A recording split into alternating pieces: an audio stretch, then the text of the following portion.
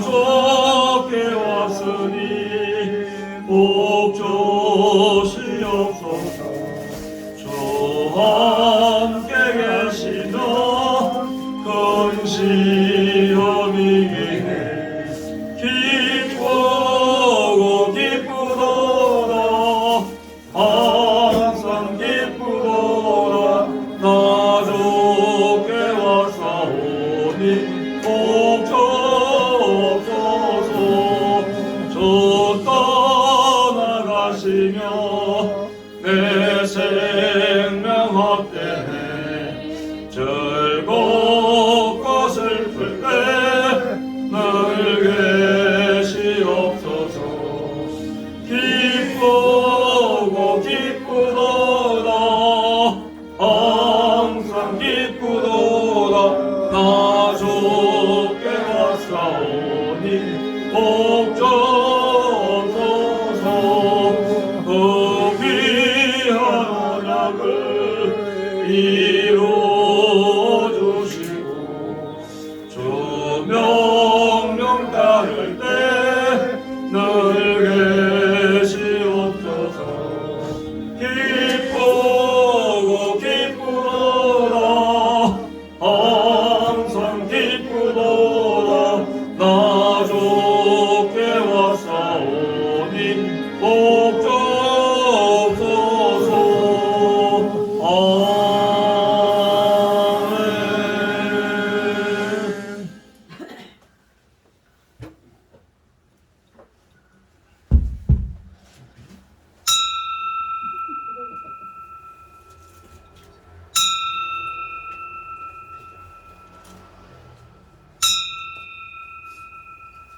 다같이 찬송가 549장 부르시면서 예배 부르게 우리 한 목소리로 응답드립니다.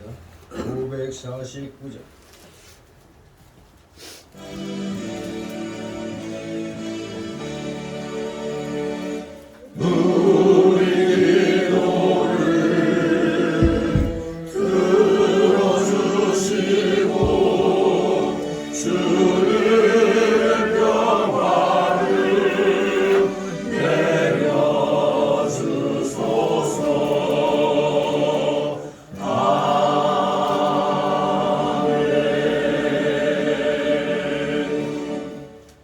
다같이 묵도 드립니다.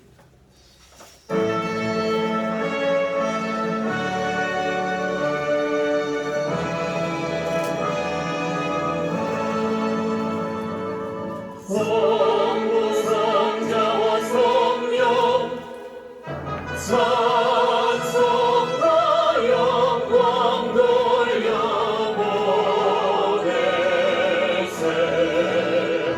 대처로 지금까지 또 영원 무궁토록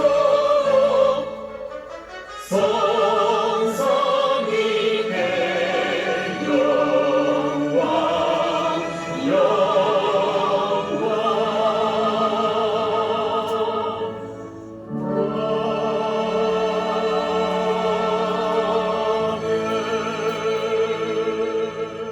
말씀이 육신이 되어 우리 가운데 거하시며 우리가 그 영광을 보니 아버지의 독생자의 영광이요 은혜와 진리가 충만하더라. 아멘. 다같이 일어나셔서 찬송가 547장 하나님 앞에 올립니다. 547장.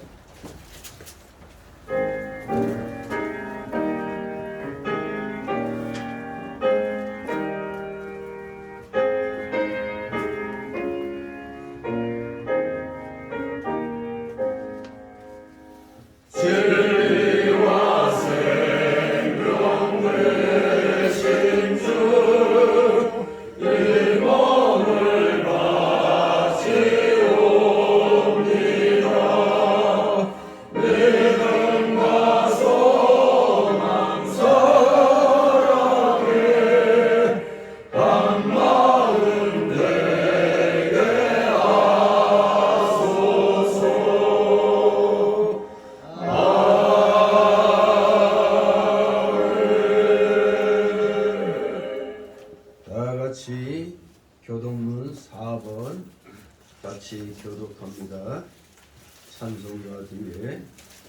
시편 4번 있습니다. 시편 8편 제가 먼저 읽습니다. 여호와 우리 주여, 주의 이름이 온 땅에 어찌 그리 아름다운지요. 주의 영광을 하늘 위에 두셨나이다. 주의 대적을 인하여 어린아이와 젖먹이의 입으로 말미암아 권능을 세우시며 이는 그와 보수자로 장장 자리 하시니이다. 주의 손가락으로 만드신 주의 하늘과 주의 풀어드신 달과 별들을 내가 보니 사람이 무엇이건데 주께서 저를 생각하시며 인자가 무엇이건데 주께서 저를 통과하시나이까. 저를 천사보다 조금 못하게 하시고 영화의 주기로 그를 세우셨나이다. 주의 손으로 만드신 것을 다스리게 하시고 만물을 그 발 아래 두셨으니 온 모든 모양과 들짐승이며 공중의 새와 바다의 어족과 해로에 다니는 것이다. 다 같이 여호와 우리 주여, 주의 이름이 온 땅에 어찌 그리 아름다운지요. 아멘. 다 같이 사도신경으로 신앙 고백 하나님께 드립니다. 전능하사 천지를 만드신 하나님 아버지를 내가 믿사오며 그 아들 우리 주 예수 그리스도를 믿사오니 이는 성령으로 잉태하사 동정녀 마리아에게 나시고 본디오 빌라도에게 고난을 받으사 십자가에 못 박혀 죽으시고 장사한지 사흘 만에 죽은 자 가운데서 다시 살아나시며 하늘에 오르사 전능하신 하나님 우편에 앉아 계시다가 저희로서 사는 자와 죽은 자를 심판하러 오시리라.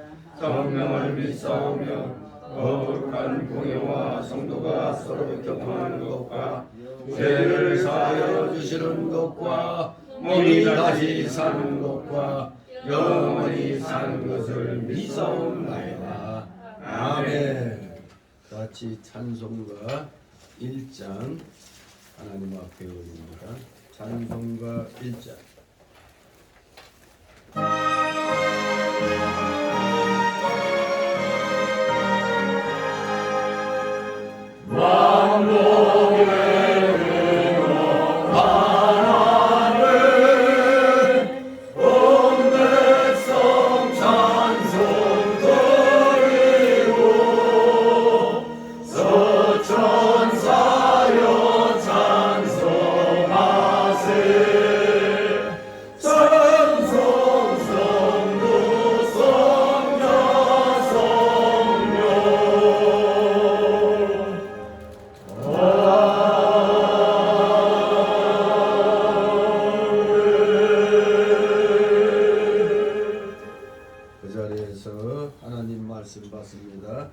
오늘 주일 오전 예배 주시는 말씀은 신약 성경입니다.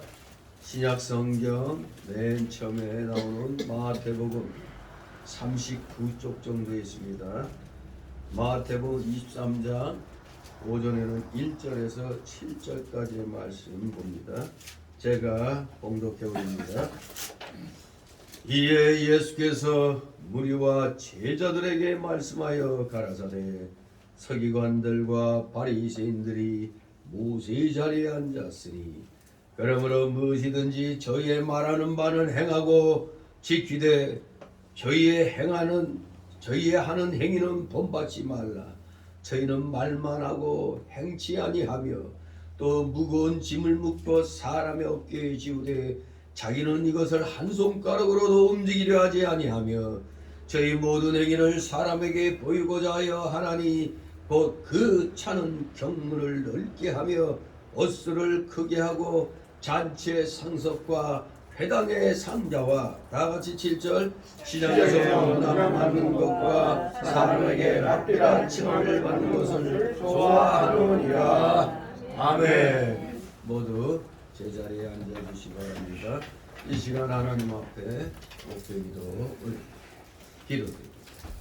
거룩하시며 전지전능하셔서 이 세상 모든 만물 천하 우주 만물을 오직 말씀으로 창조하시고 하나님의 기뻐하신 뜻 가운데 합력하여 선을 이루는 방향으로 모든 것을 경영하시니 놀랍고도 크신 주님의 경륜에 오늘도 원근각처에서 모여온 사랑하시는 자녀들, 한마음 한 목소리로 주님께 존귀와 감사와 찬양과 영광을 돌려오니 주님 홀로 받으시옵소서.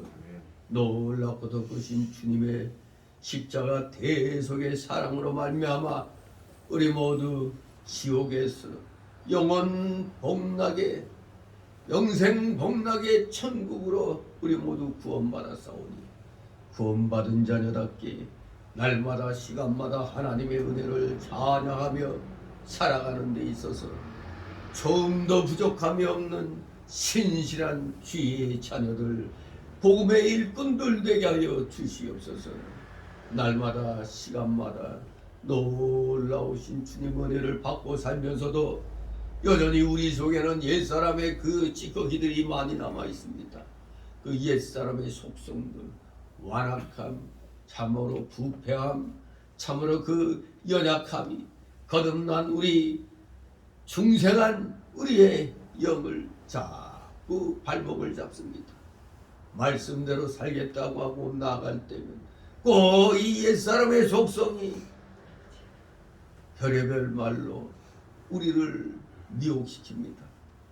그러다 보니 아직 믿음이 단단해지기 전에 성도들은 많이 넘어지고 참으로 시험에 빠집니다. 하나님께서는 감당할 시험만을 주신다고 했는데 우리는 이 말씀의 뜻을 잘 깨닫지 못하다 보니 그저 시험을 만나면 좌절하고 절망하여 믿음의 길로 나가지 못하는 경우가 많이 생깁니다. 이럴 때마다 언제나 하나님 앞에 찬송 부르며 성경 말씀 읽으면서 우리 모두 성령의 충만함을 다시 받아야 되는 줄 믿습니다. 성령의 충만함을 받지 아니하면 우리의 그 은혜 받은 그 강도가 점점 떨어지게 되는 줄 압니다. 날마다 성경 말씀 읽고 그 말씀 붙잡고 기도하며 말씀대로 행하려고 노력하는 가운데 우리의 신앙이 자라게 되는데 이것을 깨닫지 못하고 무슨 은사 받으면 되는 줄 알고 맨날 성령의 능력만을 구하는 어리석은 짓을 합니다. 대한민국 많은 교회들이 알게 모르게 신복음주의 경향으로 나아가고 대부분의 교회들이 다 중립주의적인 신복음주의 경향으로 돌아서고 있습니다. 아니 이미 다 돌아섰습니다. 이것이 바로 세상과 타협하는 이세벨 운동입니다. 요한계시록에서 말씀하는 그 두아디라 교회의 자칭 선지자라는 이세벨 운동이 바로 이 세상과 타협하는 이런 운동인 줄 압니다. 너무나 많은 교회들이 주님이 말씀하신 진리의 종, 의의 길로 가기를 힘들어서 포기합니다. 진리의 길을 외치면 다들 힘들다고 넓은 길 가기를 요청합니다. 그러다 보니 교인 수가 줄어들고 또 인기도 떨어지니 많은 교회 목회자들이 결코 세상과 타협하는 방식으로 나아가고 있는 줄 압니다. 하지만 그것은 분명히 주님의 책망을 들을 일임을 우리는 알아야 됩니다. 많은 교회들이 세속화되다 보니 우리 기독교인으로서 해야 할 일을 하지 못하는 경우가 많이 일어납니다. 진실로 국가적인 불의에 대하여 입을 닫고 있고 세상 돌아가는 것에 대해서 하나님의 뜻과 어긋난 방향을 보면서도 입을 다물다가 결국에는 이태원에서 대비극이 일어난 것을 우리는 목도했습니다. 150여 명 이상이 죽고 80여 명 이상이 부상당하는 어이없는 이런 참극은 일어날 수 없는 그런 상황에서 희한하게도 일어났습니다. 이걸 가지고 지금 이 나라는 갑론을박하면서 이 나라는 그야말로 우리가 속해 있는 이 나라가 두 개의 전쟁을 치르게 되는 걸 우리는 알아야 됩니다. 이미 북한의 김정은 마귀 집단이 미사일을 쏘며 우리와 전쟁을 다시 해보겠다는 식으로 나오고, 또 이 내부에서는 저 김일성주의를 따르는 주사파 사상가들, 저 공산주의에 물을 먹은 정치인들이, 시민단체들이, 어리석은 국민들이 이 나라를 뒤집고자 지금 별의별 계획을 꾸미고 있습니다. 그야말로 이 나라는 두 개의 전쟁을 치러야 되는 기가 막힌 상황이 됐습니다. 여기에 바로 우리 기독교인의 책임들이 대단히 큰 힘을 느낍니다. 부족한 자도 그런 할로윈 축제가 귀신 노름이라는 걸 알고 있으면서도 이게 무슨 큰일이 날 정도로 일이 이렇게 될 줄은 생각지도 못하고 경고의 나팔도 불지 못했습니다. 저와 같은 목회자들 많이 있는 줄 압니다. 어리석음을 용서하여 주옵소서. 제때 경고의 나팔을 불지 않아 이 땅에 불의가 차고 넘쳐 참극이 일어난 줄 압니다. 이것은 다 하나님의 진노의 그런 결과 중에 하나인 줄 압니다. 앞으로 또 어떤 하나님의 진노가 이 땅에 일어날지 모르기에 진실로 우리는 정신을 바짝 차려야 되는 줄 압니다. 이 경고의 나팔에 다시 한번 마음을 쓸어내리며 정신 차리고 하나님 앞에 우리 전 국민적으로 회개 운동을 해야만 되는 줄 압니다. 예레미야 선지자가 이제 북이스라엘이 멸망하고 남유다가 이제 멸망할 단계에서 하나님의 말씀을 전하는데, 도무지 하나님의 말씀을 듣지 않고 결국 멸망의 길을 택하는 유다 백성들을 보고 눈물로써 호소하는 것을 우리는 예레미야서를 통해, 예레미야 애가서를 통해서 보아왔습니다. 이 일이 오늘날 우리 대한민국의 슬픈 노래 애가가 이제 울려 퍼질 날이 멀지 않았습니다. 우리 모두 정신 바짝 차려 이 경고에, 자그마한 경고에 우리 정신들 차려야 되는 줄 압니다. 100여 명 이상이 죽은 것이 앞으로 몇천 명, 몇만 명이, 몇십만 명이 떼죽음 당할 수도 있다는 걸, 우리의 대적이 핵무기를 갖고 있다는 사실을 우리는 잊어서는 아니 되는 줄 압니다. 우리 진실로 최선을 다하여 주님께서 명령하신 세상의 빛과 소금의 역할을 감당해 나가는데 우리 모두 최선을 다하는 자들 되게 하옵소서. 진실로 우리 모두 흩어지면 각 생활 전선에서 일을 합니다. 자기의 생활 영역에서 최선을 다하여 예수 믿는 자답게 참으로 도덕적으로 윤리적으로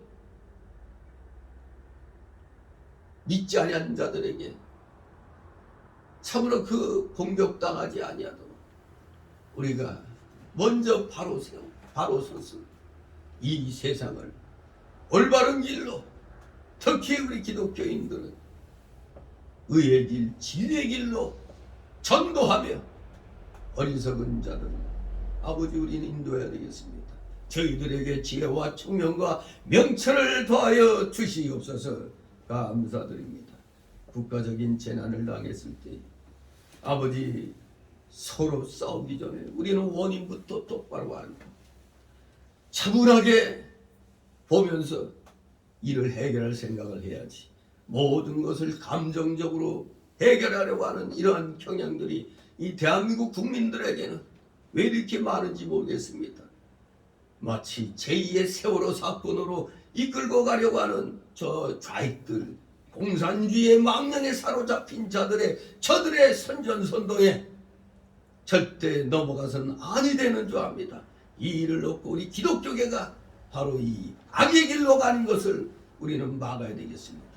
진실로 불의와 맞서 싸울 때는 목숨 걸고 우리는 싸워야 되는 줄 압니다. 그저 앉아서 기도하면 되는 것이 아닙니다. 앉아서 기도하며 구하고 그리고 성령의 충만을 받으면 일어나 찾으면 두드려서 우리의 것으로 만들어야 된다는 것을 잊지 않게 하여 주옵소서. 가이사의 것은 가이사에게, 하나님의 것은 하나님께 바치라는 것. 세상 속에 살면서 세상에 대한 의무를 다하고 또 하나님께 대한 그 의무를 다해야 된다는 것. 그런 가운데 세상과 충돌되는 일이 생기면 먼저 하나님의 것을 구해야 된다는 걸 우리 항시 잊지 않게 하여 주옵소서. 불의한 이 세상에 이것은 하나님의 뜻을 어기는 일이 벌어지고 있으니 우리는 당연히 목소리를 내고 불의와 맞서 싸우는 우리 사랑하시는 기독교인들, 대한민국 모든 기독교인들, 특히 그 선봉에 우리 성계 성도들이 있게 하옵소서. 감사드립니다. 오늘도 여러 가지 아픈 사연을 안고 나온 우리 성도들, 말 못한 사연이 있습니까? 그 모든 것 주님 앞에 내려놓고 다 맡기게 하옵소서. 맡기는 자에게 놀라운 하나님의 해결의 은혜의 열쇠가 주어질 줄 믿습니다. 말씀 받고 이제 또 한 주간 승리의 삶을 살아가는 사랑하시는 자녀를 다 되게 하여 주시옵소서. 부족한 자의 입술을 주장하시고 영을 주장하여 주셔서 귀한 말씀 태어날 때 이 태어나는 귀한 말씀이 우리 성도들의 마음에 위에 하나 남김없이 그대로 새겨지게 하옵소서. 온갖 마귀 세력들이 우리를 넘어뜨리려고 하고 있습니다. 참으로 온갖 잡념의 마귀 세력 다 내쫓아 주시고 모든 것을 듣지 못하게 하려는 이 초름 마귀 다 물리쳐 주시옵소서. 마치는 시간까지 오직 주님께서만의 영광 홀로 받으시옵소서. 예수 그리스도의 이름으로 감사드리며 기도드리옵나이다. 다 같이 찬송가 493 493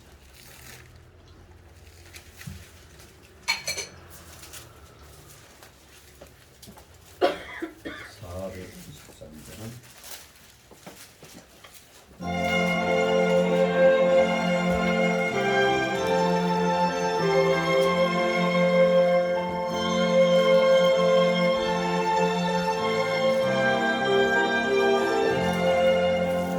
우리 세상이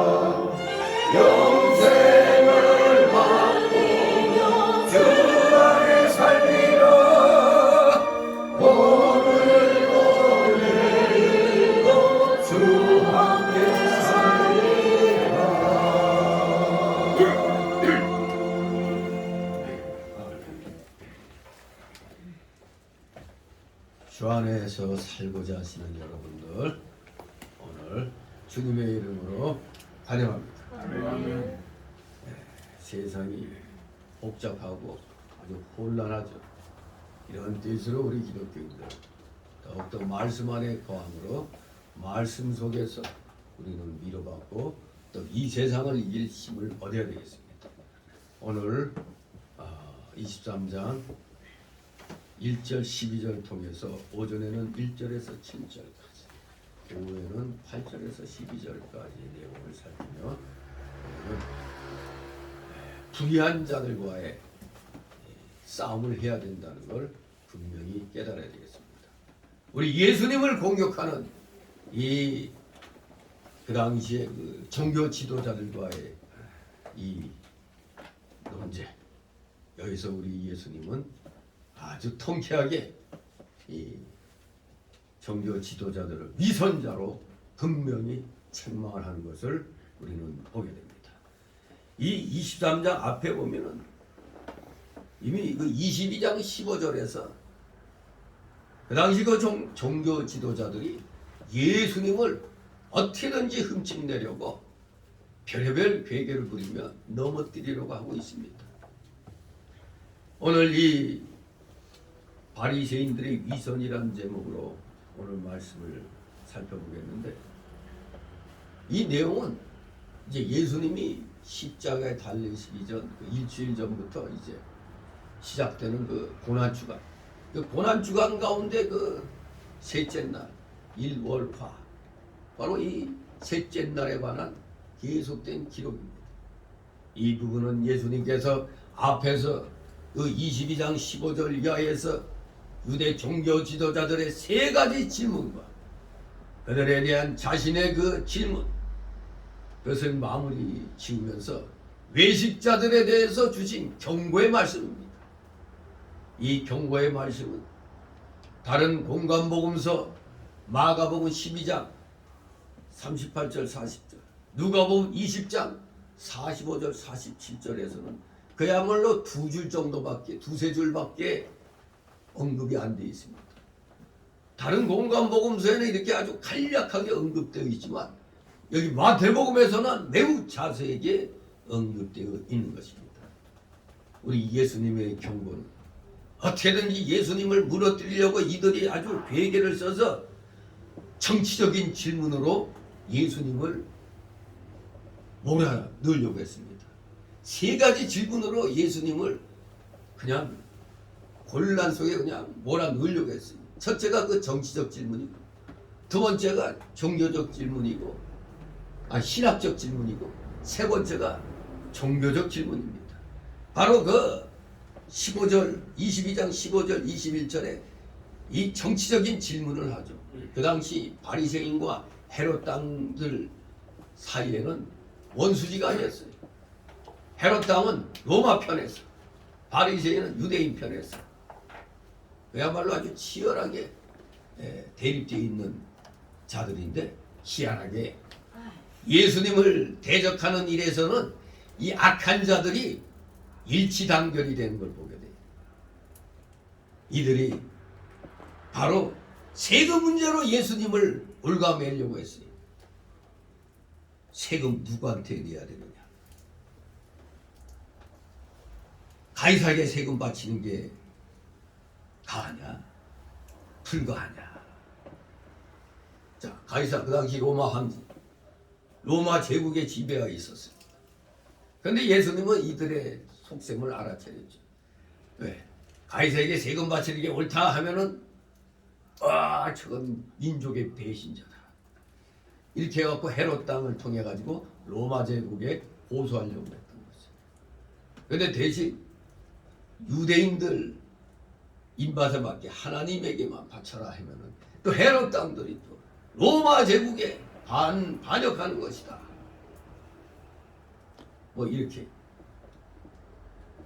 아무튼 로마 제국에 세금을 바치지 않아야 된다는 거나, 또 로마 제국에 세금을 바쳐야 된다 하면 유대인들 편에서는 반역자 취급받고, 로마 제국 편에서는 로마 제국에 세금 바치지 않아야 된다 하면은 또 로마 제국에서는 또 반역자가 되고, 그러니까 일종의 진퇴양난의 그런 질문이었습니다. 바로 그때 멋진 말씀하셨죠. 어떻게? 하나님의 것은 하나님께, 가이사의 것은 가이사에게. 한마디로 세상에 대한 의무도 다해야 되지만 또 하나님 믿는 자들은 하나님에 대한 의무도 다해야 된다는 걸 가르쳐주는 겁니다. 여기에 또 한 방법은 이들이 또 두 번째 질문이 종교 신학적인 질문하죠. 부활에 대한 질문하는데 이제 칠형제를 예로 들었죠. 이게 우리나라 우리 민족의 그 풍습으로 따지면은 옛날 그 부족국가 시대 때 그 부여의 제도가 형사치수 제도죠. 형이 죽으면 그 형수를 동생이 대신 책임지는 거죠.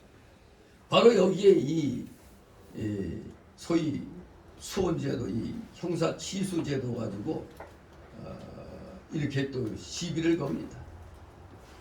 사람이 만일 자식이 없이 죽으면 그 동생의 그 아내에게 장가들어 형을 위하여 후사를 세울지니라 하였다 해가지고 여기에다 어이없는 걸 갖다 붙이죠. 칠형제가 있는데, 아니 세상에 칠형제가 다 그냥 죽어? 마지 장가들었다가 죽어. 후사가 없어. 그의 아내를 그 동생에게 끼쳐두어. 근데 또 그 둘째와 셋째도 그대로 일곱째까지 그대로 죽었다 이거예요. 그러면 그 여자도 죽었는데 어차피 칠형제가 다 그 여자하고 결혼했으니 그럼 그 여자는 누구 아내가 되느냐, 뭐 이런 말도 안 되는 그런 질문을 하죠. 그랬더니 또 우리 예수님은 뭐라고 그래? 부활 때에는 장가도 아니가고 시집도 아니가고 하늘에 있는 천사들과 같다 하면서 저들의 어리석음을 깨우쳐 줬습니다. 하나님은 죽은 자의 하나님이 아니고 산 자의 하나님이라고 그들에게 가르쳐 줍니다. 또 이들이 말문이 막히니까 세 번째 질문으로 22장 35절 40절에 종교적인 질문을 하죠. 선생님이 율법 중에 어느 계명이 큽니까? 했더니 명답 중에 명답이죠.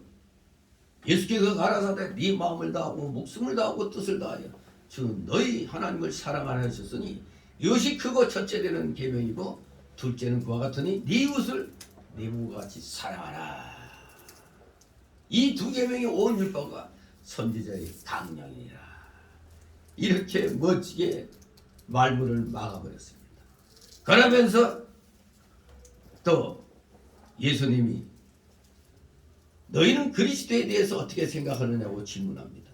네 자손이냐 했더니 자기들은 율법에서 배운 대로 다윗의 자손이다 이렇게 대답합니다. 그래? 그럼 다윗이 어떻게 성령에 감동해서 어떻게 그리스도를 주라고 칭했느냐? 그러면서 주께서 내 주께 이르시되, 이제 다윗이 한 말이죠. 시편 110장에서 주께서 내 주께 이르시되 내가 네 원수를 네 발 아래 둘 때까지 내 우편에 앉았으라 하셨도다. 이렇게 다윗이 대답을 하죠. 근데 다윗이 그리스도를 주라 칭하였은지 어찌 그의 자손이 되겠느냐 하니 모두 다 말문이 막혀버렸어요.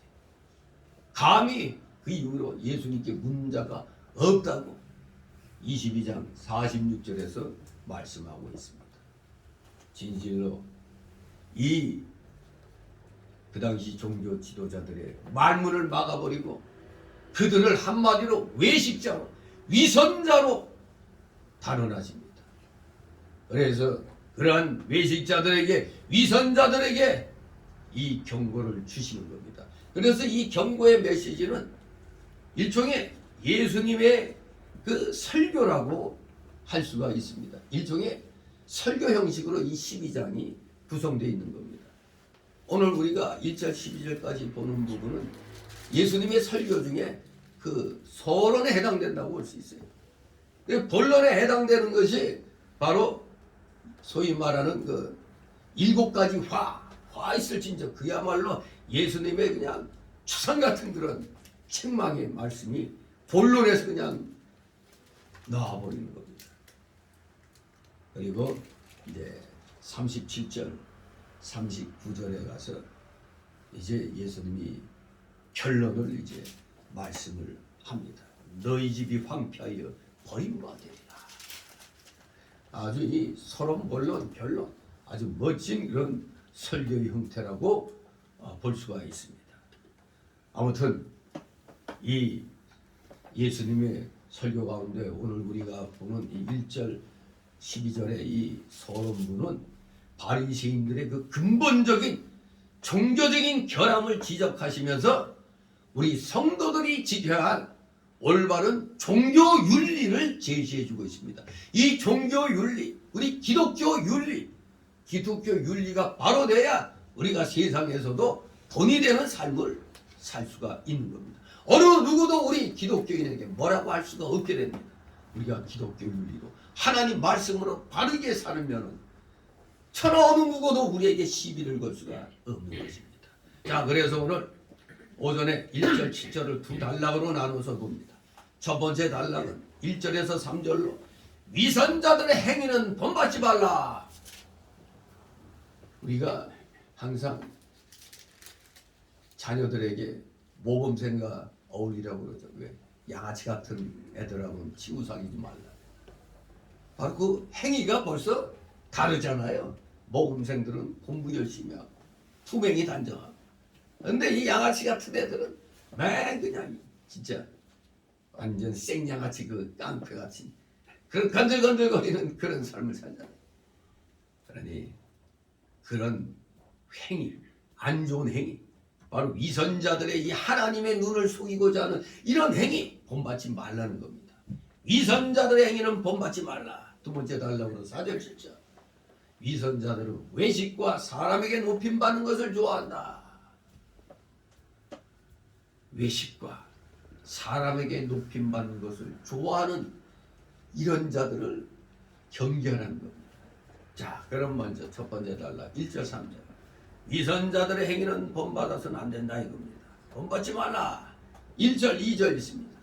예수께서 우리와 제자들에게 말씀하여 가라사대 서기관들과 바리새인들이 모세의 자리에 앉았으니 그 3절 그러므로 무엇이든지 저희 말하는 바를 행하고 지키되 저희 하는 행위는 본받지 말라. 저희는 말만 하고 행치 아니하며. 이 예수님 말씀 딱 들으면 뭐가 떠오를까요? 저는 딱 떠오르는 게 말 많으면 공산당. 말만 많지 행동은 남의 등급만 빼먹잖아요. 정말 이 위선자들. 그 당시 종교 지도자들은 예수님의 책망을 받고도 남음이 있었습니다. 이들은 예수님이 누구의 자리에 앉았다고 얘기하고 있어요. 서기관들과 그 바리새인들이 지금 모세의 자리에 앉아 있다고 말씀하는 겁니다. 모세의 자리는 누구 자리? 지도자의 자리. 지도자의 자리. 바로 율법을 가르치는 선지자의 자리입니다. 거기에 이들이 떡하니 앉아갖고 입만 어떻게 한다고? 입만 그냥 나불나불대는 오늘날로 말하면 주둥이 전사예요. 아주 주둥이 전사가 돼가지고 그 모세의 자리에 앉아있는 거예요. 이 자리는 유대인들 회당에 설치되어 있는 돌자석을 가리키는 것으로서 여기에는 주로 서기관과 같이 학식과 권위를 겸비한 선생이 앉았었습니다. 그런데 유대인들에게 있어서 누구의 자리에 앉는다는 것은 곧 그 사람의 권위를 계승한다는 그 권위를 계승한다는 의미를 지니고 있기 때문에 이 자리에 서기관들과 바리새인들이 앉았다는 것은 바로 그들이 자칭, 이거 예수님이 인정하는 게 아니니까 자칭이 되겠죠. 그들이 모세의 권위를 계승했다는 그런 의미를 그 유대인들에게, 이스라엘 백성들에게 선포하는 겁니다. 우리가 바로 모세의 권위를 계승했다. 자칭이죠, 자칭. 예수님이 인정할 수 없는 거죠. 우리 예수님은 그들의 권위를 인정치 않으셨습니다. 지들이 아무리 모세의 권위를 계승했다고 외쳐도 예수님은 그들의 권위를 인정치 않으셨습니다. 왜? 이유가 뭡니까? 저들의 행한 언행이 일치하지 않았기 때문입니다. 우리는 기독교인은 항상 언행 일치가 돼야 돼요. 말과 행동이 같이 가야 됩니다. 기독교 윤리가 바로 그겁니다. 하나님 말씀과 우리 윤리가 같이 가는 겁니다. 우리의 삶의 모습이 윤리하는 거예요. 그대로 같이 가는 거예요. 모세는 이스라엘 백성들이 볼 때 선지자 중에 선지자였습니다. 신명기 34장 10절에도 그 후에는 이스라엘의 모세와 같은 선지자가 일어나지 못하였다 그랬습니다. 그야말로 최고의 선지자였습니다.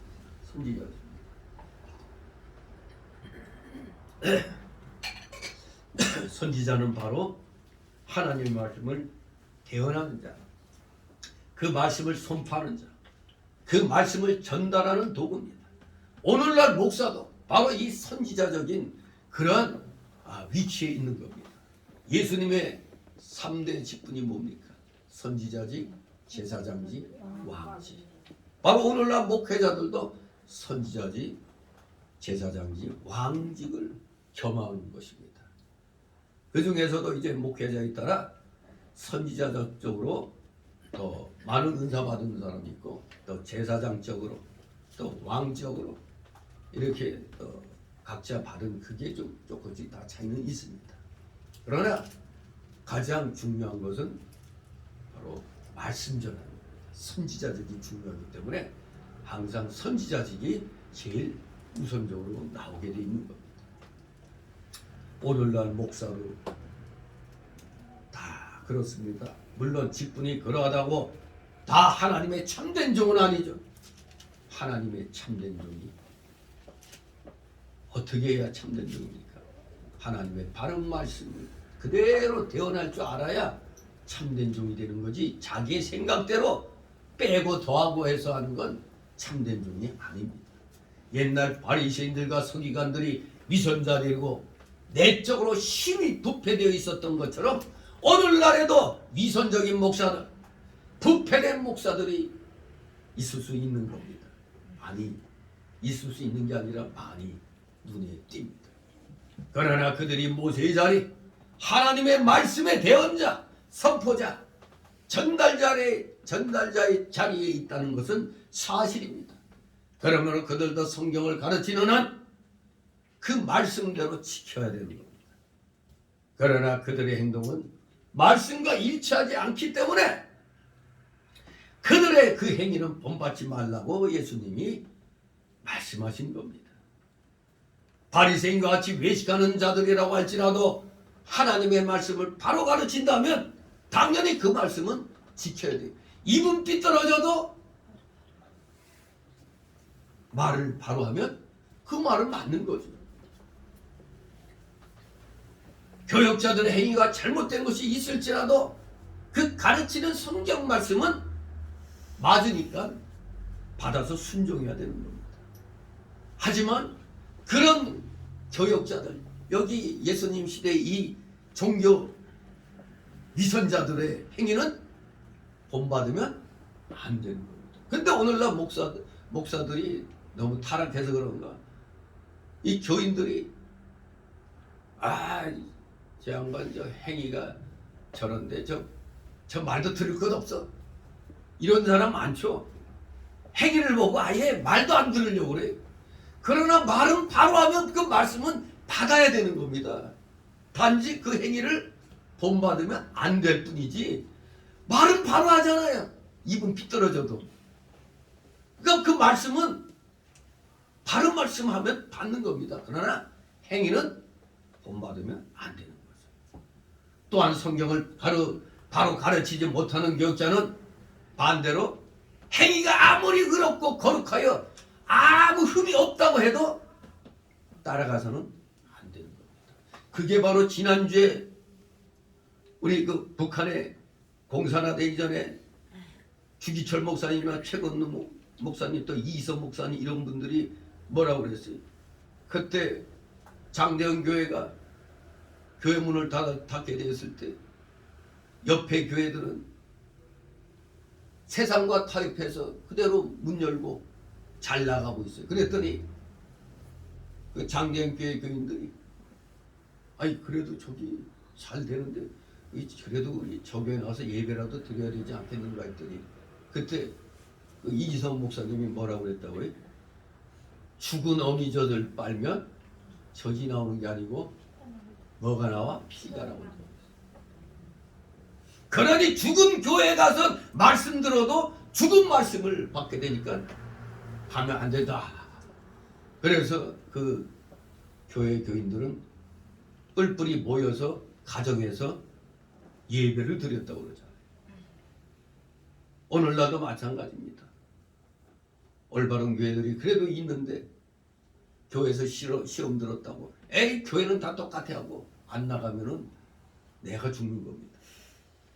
안 나가면은 도저히 못 나가겠다면 집에서 마음 맞는 교인들 몇 명이 모여서 예배 드려야죠. 근데 과연 예배 드리는 교인들이 있느냐 이겁니다. 에이 이게 뭐 잘됐다 그래요. 죽은 교회에서 주는 말씀은 죽은 말씀인 것입니다. 죽은 어미에 접하는 것과 똑같은 겁니다. 그렇기 때문에 성경을 바로 가르치지 못하는 교육자, 즉 자유주의 교회 목사가 아무리 세상적으로 존경받고 하더라도 그 행위는 아무리 어렵고 거룩해서 흠이 없다고 보더라도 말씀이 죽어있기 때문에 따라가서는 안 되는 겁니다. 그래도 다른 오수지 목사들 보다 그냥 사람이 인격적이고 저쩌고 하면서 좋지 않냐 하지만 따라가서는 안 되는 겁니다. 오수지 교회에서도 목사가 행동이 올바르지 못하다고 해서 말은 바르게 하면 그 바른 말만 들으면 되는 거예요. 행위는 본받지 않으면 돼요. 그러나 자유주의 교회는 이미 죽은 말씀이기 때문에 아니 마귀 말이기 때문에 아무리 목회자가 의롭고 존경받는다 하더라도 그런 데 나가면 결코 죽은 것만 먹기 때문에 안 되는 겁니다. 근본적으로 잘못되었기 때문에 그런 교육자는 멀리 떠나야 되는 겁니다. 말씀을 바로 가르치지 못하는 교육자는 바로 사단의 사자이기 때문에 그래요. 이걸 알아야 되는 겁니다. 우리가 잘 아는 슈바이처 박사 신학자입니다. 아프리카에 가서 흑인들을 위하여 일생을 희생한 사람으로서 성자라고 불리우죠. 성자. 노벨 평화상까지 받은 사람이었습니다. 그러나 슈바이처가 박사가 가르치는 신학은 신신학이었어요. 즉 자유주의 신학이었습니다. 죽은 말씀을 가르치는 신학자라 이겁니다. 세상 사람들은 이러한 사람을 오히려 좋아합니다. 왜냐하면 세상 사람들은 진리를 알지 못하니까. 아무리 성자라도 하나님의 말씀을 잘못 가르치면 이게 중요한 겁니다. 아무리 성자라고 칭함받더라도 하나님 말씀을 잘못 가르치면 사단의 종인 줄 알고 물리쳐야 되고 멀리 떠나야 되는 겁니다. 과연 이렇게 하는 교인들이 얼마나 될까요? 이걸 깨닫는 자들은 성도가 되는 거고 못 깨달은 자들은 그냥 교인인 겁니다.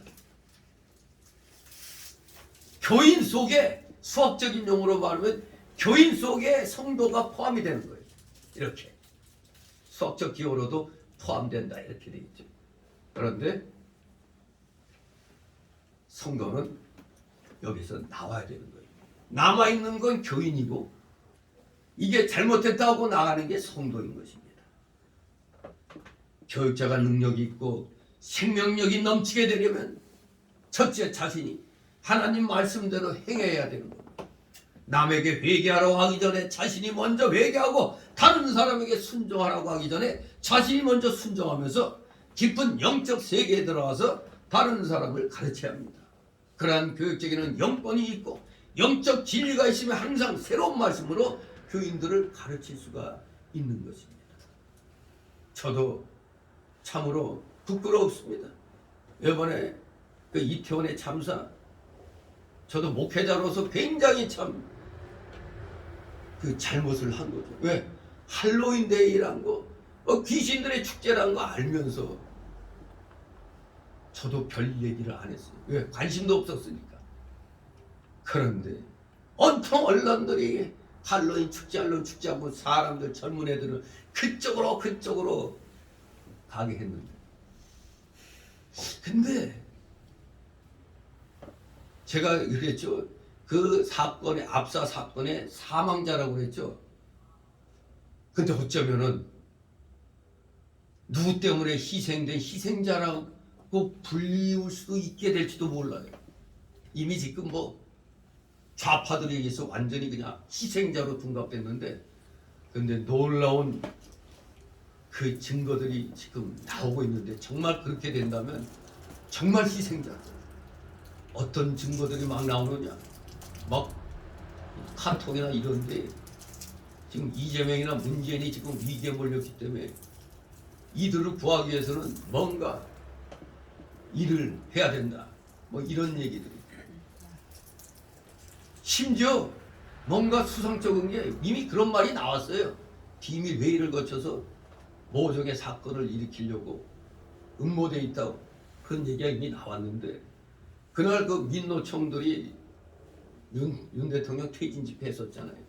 그래서 그 경찰 병력들이 거의 다 그 시대열에 그 예배하느라고 거기에 대부분 가 있었거든요. 시대열. 근데 사망자 가운데 민노총이 2명 죽었거든요. 민노총이. 그런데 사진 찍힌 데 보니까 누군가 또 그런, 아니 바닥에 기름이 뿌려져 있다고. 그런데 그러면 언덕길 같은 데는 기름이 뿌려지면 어때요? 좀 미끄러울 거 아니에요. 그런데 딱 사진에 이 각시탈을 쓴 그런 복장의 사람들이 손에 딱 들고 있는 게 그 아보카도로 기름, 아보카도가 뭔가 하는 기름 그 병을 갖다 이렇게 들고 있는 게 딱 찍혔어요. 그리고 또 누가 목격자들이 하면은 마치 민노총들이 집회에서 막 할 때 이렇게 하면 뭐 덜격 뭐 이런 거, 그 밀어 하는 소리하고 이게 일치한다는 거예요. 그걸 또 누가 또 사진으로 찍어놓은. 그러니까 이게 거기서 그렇게 마치 이게 이거 파도 타기 하듯이 뒤로 하다 밀어 하니까 확 넘어가는, 뭐 이런 게 있는데다가 또 성남의 조폭들이 몇십 명이, 수십 명이 또 거기에 또 갔다고 그게 또 나오고. 아, 이게 가만 생각하니까 만에 하나 그런 것이 진짜로 지금 밝혀진다면 이건 그야말로 제2의 세월호 그 희생자가 되는 거죠. 그리고 제가 그 정말 사람이 낑겨 죽겠다고 느낀 건 작년인가 그 3.1절 집회 때, 광화문 집회 때, 여기가 이 종로 쪽인가 그쪽 아니요 이쪽이 청계광장 쪽인가 종로 쪽인가, 여기서 좀 저쪽으로 이동하려고 그러는데 이동이 불가능할 정도에 그냥 왁왁 낑겨갖고 막 억지로 이런 식으로, 야 그러면서 이거 이러다 숨 막히겠네. 그래도 누구 하나 뭐 경찰 보고 뭐 해달라 그런 전화 한 적이 없어요. 그런 얘기는 이 광화문 집회에서 나오지도 않았어요. 이 역에서부터 지하철역에서부터 꽉 막혀가지고 그런 상황에서도, 그리고 이 집회 현장에서도 경찰들이 쭉 나드라이 쳐도 막 욕을 하면 좀 차선 좀 늘리라고, 전번에는 차선 늘리라고 아무리 외쳐도 욕을 하고 그래도 요지부동 딱 그 사람이 지켜. 그러니까 딱 보니까 이태원에서도 딱 건너편에 이제 자기 자리들만 지키고 있었던 모양이야. 그러니까 거기에 경찰들이 움직이지 않았다는 말이 막 나오는 게, 저 용산서장 저놈이 직무유기했잖아. 90m 거리를 갔다 30분 걸려와.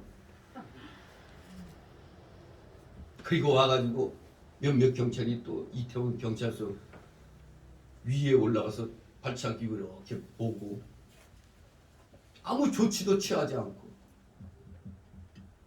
그러니까 여기엔 아주 중대한 게 있죠. 경찰과 문정권의 카르텔. 경찰대학, 그래서 경찰대학은 폐교시켜야 된다는 말이 그래서 나옵니다. 경찰대학의 카르텔이 지금 완전히 경찰계를 부패로 만들고 있어요. 이것들이 완전히 윤 정권 물먹이려고 마치 짠 것 같이 지금 그런 식이 지금 완전 경찰들의 그 명령체계가 지금 무슨 지휘체계가 개판되어 버린 거예요. 지금. 대통령이 먼저 알아. 아니 어떻게 된 게? 용산 서장이라는 놈이 1시간 20분 늦게 청장한테 보고하고 이미 그때는 이미 다 대통령까지 다 알고 대통령이 그냥 두 발 두 손 다 들고 그냥 먼저 달려와갖고 현장 지휘를 하고 있는 상황이 이 대한민국이 올바른 상황이 아닙니다. 어제 우리 그 백석 그 때에서 또 주최해가지고 뭐 이태원 그 사망자들 위한 뭐 그 기도회를 한다고 문자가 와서 참여하라고 이렇게 나왔는데 드레스 코드는 장례식 복장 그걸로 했는데 저는 안 간 이유가 그러나 그 대통령도 오고 다 그랬는데 안 간 이유가 이거 귀신들의 축제 갔다가 죽었는데 이들을 위해서 기도회를 한다? 아, 제 신앙 양심이 좀 영 내키지 않아서 이 미쳤나? 안 갔어요. 근데 뭐 대통령도 오고 뭐 명성배 김사만이도 와서 그냥 구구절절히 눈물 흘리면서 뭐 하고 같이 눈물 흘리고 그랬다는데 뭐 그러는데 왜 어쨌거나 만약에 지금 문자 같은 거 여러 가지 확보한 증거에 의해서 만약 이게 정말 저들의 계략대로 일어난 그런 고의적인 압사라면은 당장 저놈들 때려잡아 넣어야지. 이재명이 문재인이처럼 무서운 거 아닙니까 이거? 세월호도 원래 세월호 사건 15일 날 일어났는데 하루 전날에 저 경기도 교육감 저놈이 김상곤인가 먼저 하루 전에 먼저 그 카톡에 SNS 띄운 게 침몰했다고 띄웠거든. 하루 전에 일어나는 거 그 다음 날 일어나는데 하루 전에 글을 띄웠다고. 그 저도 그때 딱 증거물로 갖고 있었는데 뭐 이런 걸 보면은 이거 진짜 여러 가지로 생각을 많이 하게 됩니다. 정말로 이태원 사고 사망자들이 만약에 그렇다면 진짜 희생자가 되는 거죠. 저들의 희생자. 아무튼 이 나라는 내부적인 지금 전쟁이 일어납니다. 이심민심이라는 이런 좌파 단체가 지금 계속해서 윤 대통령 퇴진 집회를 이제 이 이태원 참사를 이용해 가지고 이제 굉장히 지금 하는데 시민단체가 하는 거라고 했더니 알고 봤더니 세상에 민주당 당원들 전현직 의원들이 총동원돼 가지고 각 지방마다 그냥 민주당원들 그냥 모조리 버스 대전에서 모조리 다 올라온 거더라고. 자기들은 그런 거 관계없다고 그러더니 알고 봤더니 윤태진 운동에 민주당이 앞장서더라.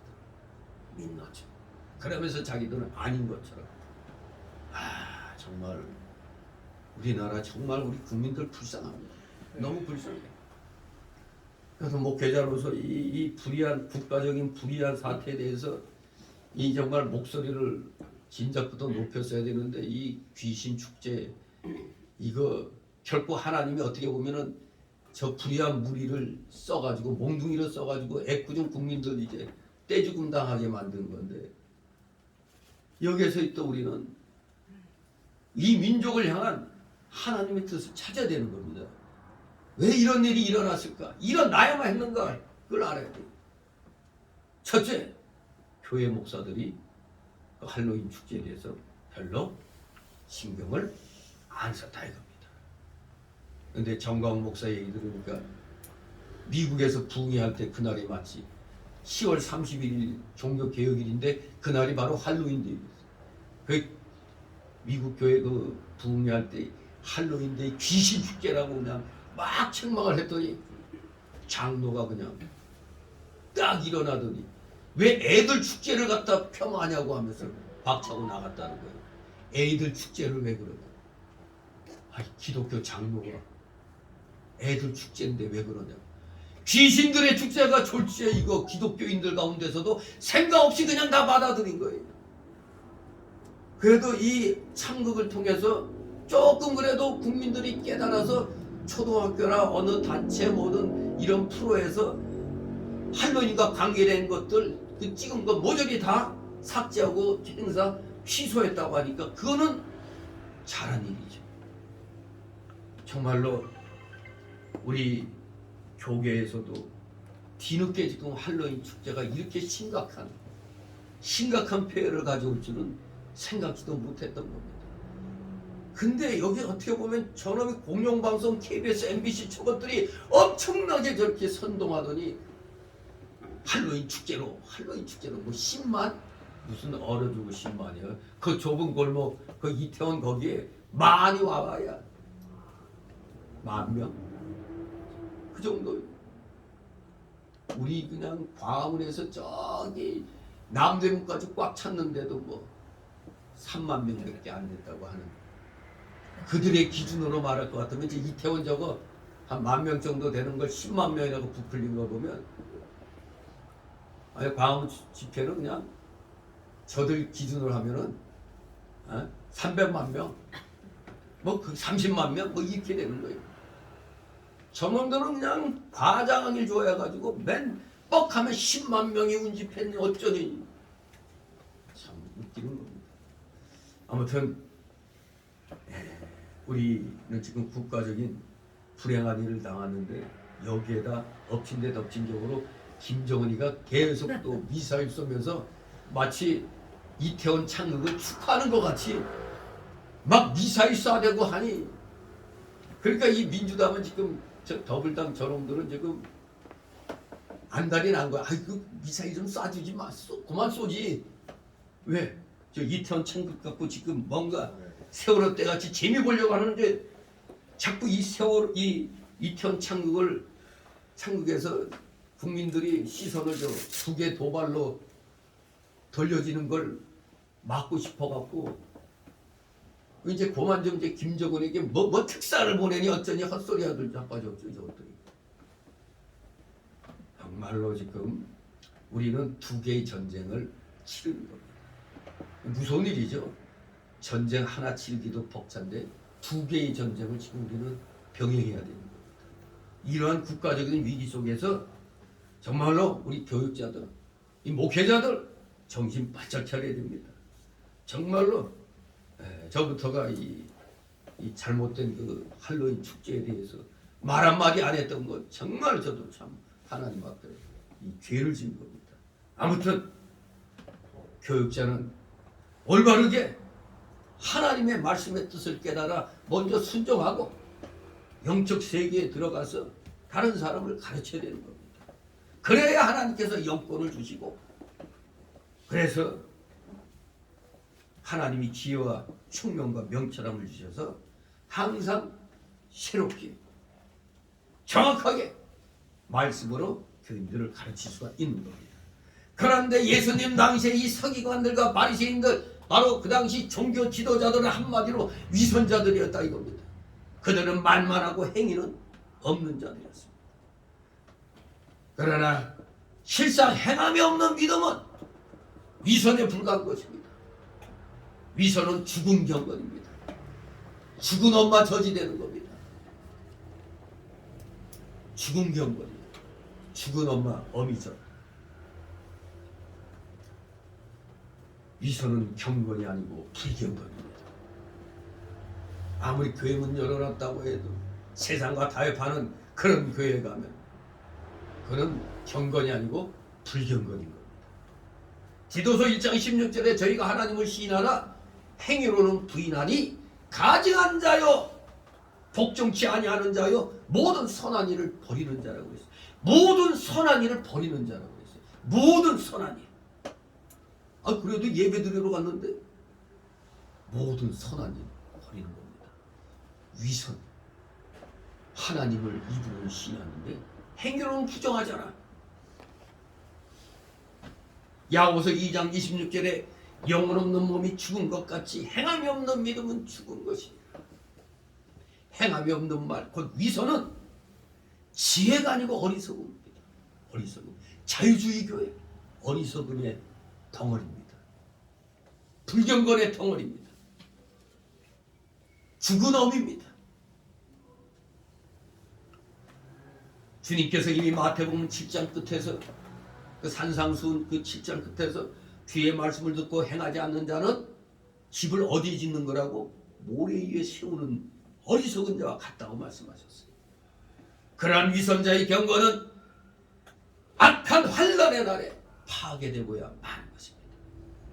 교회의 지도자들이 이와 같이 부패하고 위선적이게 되었을 때 교인들만 불쌍하죠. 참된 성도들은 매우 고통하고 영적으로 고민하게 됩니다. 물론 참된 교회들은, 참된 성도들은 그들이 속한 부패된 교회를 개혁하여 참 교회로 세우기를 힘써야 합니다. 할 수 있는 대로 힘을 다하여 참 교회를 건립해야 됩니다.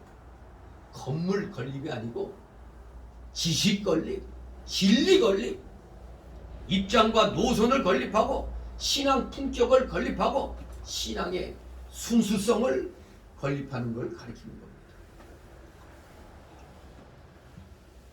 부패된 지도자들의 말들 중 틀린 말은 빼놓고 바른 말들은 지켜야 하지만 위선적인 지도자들의 행위들은 본받지 말아야 됩니다. 저의 말은 행하되 행위는 본받지 말라 그랬습니다. 거기에 고통과 번민이 따르죠. 참된 경건은 바른 말뿐 아니라 바른 행위이기 때문에 진리와 윤리는 같이 가는 겁니다. 우리 기독교 윤리는 교리와 윤리는 같이 가는 거예요. 그러나 부패된 교회의 지도층이나 회중의 다수가 다른 개혁을 거절할 때 그럼 어떡합니까? 즉 배교적 교회의 갱신이 불가능하다고 판단되었을 때 바로 그래서 중세교회 종교개혁이 일어난 겁니다. 참된 성도들이 그 부패된 교회를 떠나 참 교회를 세우는 것은 적어도 신약 시대에 오늘날 허용된 자유라고 할 수가 있습니다. 구약 시대에는 교회와 국가가 분리될 수가 없어서 이스라엘 국가를 떠나서 교회를 논할 수가 없었습니다. 그러나 오늘날 신약 교회는 우리 성도들, 구원받은 성도들의 자발적인 단체입니다. 그러므로 성도가 배교적 교회를 떠나는 것은 분파주의의 죄를 범하는 게 아닙니다. 참된 성도는 절대 배교적인 교회 안에 머물러 있을 필요가 없습니다. 오히려 배교적 교회 안에 머물러 있는 것이 책망들을 일으킬 것입니다. 왜 이선 목사님 말씀한 대로 죽은 어미젖만 계속 빨고 있는 거예요. 죽은 어미젖을 빠는 겁니다. 양심의 자유, 신앙의 자유를 가지고 그 배교적인 교회를 나와서 바른 교회를 개척하고 건립할 수가 있는 거고 그렇게 해야 되는 겁니다. 그게 사는 길입니다. 에이 그래도 뭐 어떻게 여기 남아있어야지. 그러면 안 되는 겁니다. 이것이 바로 구약교회와 신약교회가 분리된 이치였습니다. 그것이 교회의 영적인 성격입니다. 참교회의 연속성은 외적 조직적 연속이거나 교회 건물의 보수가 아니고 영적 신앙적인 연속입니다. 외적 조직적 연속이거나 교회 건물의 보수가 아니라 참교회의 연속성은 영적 신앙적 연속이며 교리적 교훈적 보존입니다.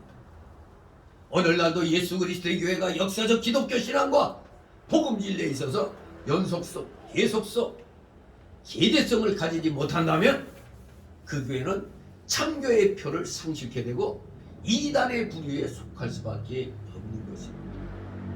참교회의 3대 증표가 뭐죠? 바른 말씀의 선포, 바른 성례의 거행, 바른 권징의 이해, 바른 권징, 바른 말씀, 바른 성례. 이것이 참교회의 징표입니다. 그런데 오늘날 대부분의 교회들은 뭐가 빠져 있죠? 바른 징계, 권징이 빠져 있습니다. 그러니 다들 세상과 타협하는 방향으로 나가는 거죠. 그렇습니다. 바로 이 참된 교회의 세 가지 징표가 바로 바른 말과 바른 삶인 것입니다. 바른 말과 바른 삶. 진실로 우리 올바른 말씀을 사모하면서 오직 말씀대로 살겠다고 우리는 다짐하고 결심하는 것을 날마다 해야 됩니다. 그게 개혁인 겁니다. 개혁이 무슨 세상에서 말하는 새로운 것을 자꾸 찾는 진보가 아니고 우리 기독교의 개혁은 원래 상태, 초대교회 예수님 시대의 그 순수한 상태를 회복하는 게 개혁인 것입니다. 종교개혁이 바로 무슨 혁명이 아닙니다. 혁명이 아니니까 주기도문, 사도신경 이거 그대로 하는 겁니다. 초대교회 그 정신으로 돌아가는 건데 왜 오늘날 잘못된 교회들이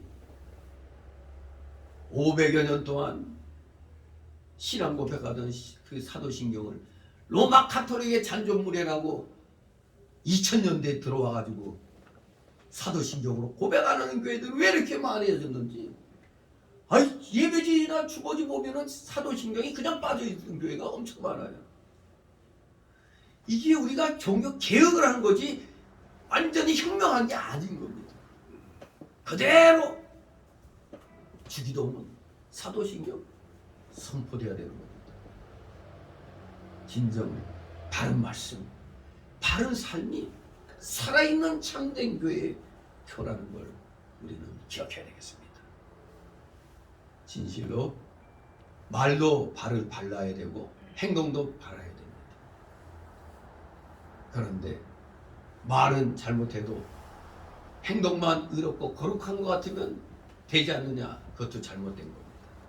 절대 그런 데는 나와야 되는 겁니다. 비록 행위는 별 일 없어도 말은 바르면 거기는 그래도 참아주면 한 겁니다.